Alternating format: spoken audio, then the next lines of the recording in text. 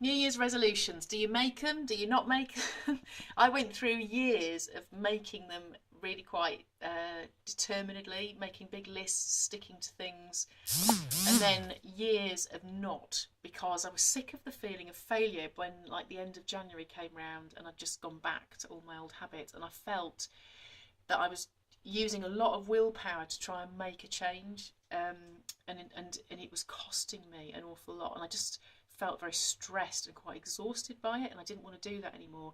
So I worked for quite a long time on just accepting how I was, and just sort of almost digging my heels and saying, do you know what, I'm not going to try and force change. Where I'm at now is a sense of embracing this natural cycle of the seasons that I spoke about a little bit when I talked about why it's not a good idea, in my humble opinion, to detox at New Year. Because if we embrace the cycle of the seasons, coming up to the solstice, we're really going into the darkness, into the stillness, into a really fallow time where nature dies back. And if you think about trees, they just look like there's no life in them. At that time of the year, no leaves, nothing to be seen on the outside. The sap of the tree is deep inside in the inward parts, but the life is still there. It's just kind of, it's like somewhere deep inside achieving something deep inwardly that we can't see on the outside. So it's not externally visible, but it is still there. And my sense is that if we embrace that, the coming into the stillness, the darkness, the fallow time of winter solstice, then as we come out of that, we are moving towards spring, we're coming back towards the light. But there's a sense in which it is still very dark and very still all around us. So we're moving slowly. There's a sense in which we're not rushing towards anything, and we can't actually see what the goal is. There's a sense in which what we're allowing is space and stillness, almost like being in the womb. You know, you wouldn't say nothing is happening, would you, when a baby is growing in the womb? But it happens kind of almost imperceptibly. It's like, you know, body parts being knitted together and forming, and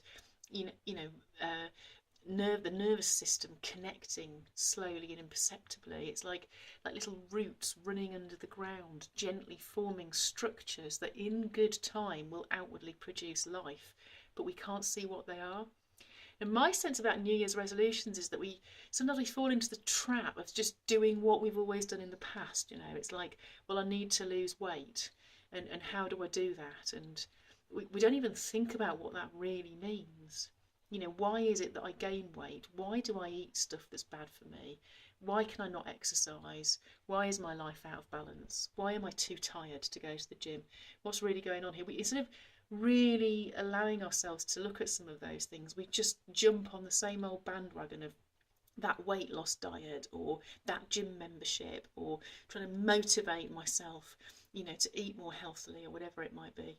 And really what we end up doing if we're not careful is just going through the motions of doing the same old, that didn't work particularly well last year and may well not produce any real lasting change this year. So my picture of, you know, being in the darkness and accepting that we're in the darkness is allowing that time of stillness, of contemplation, of openness. And the phrase that keeps coming to me over and over again this year is about making space for something new. You know, allowing ourselves to receive inspiration from a different place, or to get a different perspective or a different picture, or a different sense of what needs to be done or why. And that can be really scary, because we get scared if we slow down to that sort of pace that we're never going to come out of it again. Nothing is going to change. But this is where, for me, it's about setting an intention as we come out of the darkness, having an intention for growth, an intention for change.